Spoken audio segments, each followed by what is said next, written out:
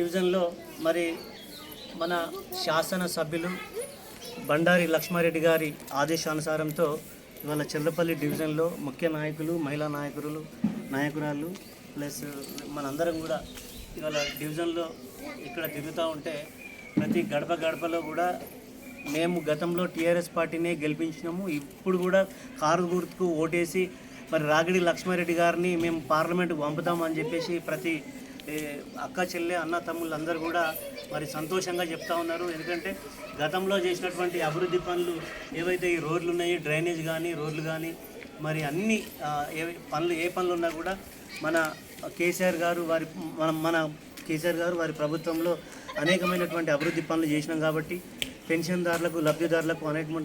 అనేకమైనటువంటి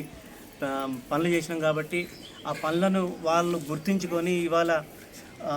మరి రాబోయే పార్లమెంట్ ఎలక్షన్లో రాగిడి లక్ష్మారెడ్డి గారిని మనం అత్యధిక మెజార్టీతో మనం గెలిపించుకుందామని చెప్పేసి అందరూ కూడా చెప్తా ఉంటే చాలా సంతోషంగా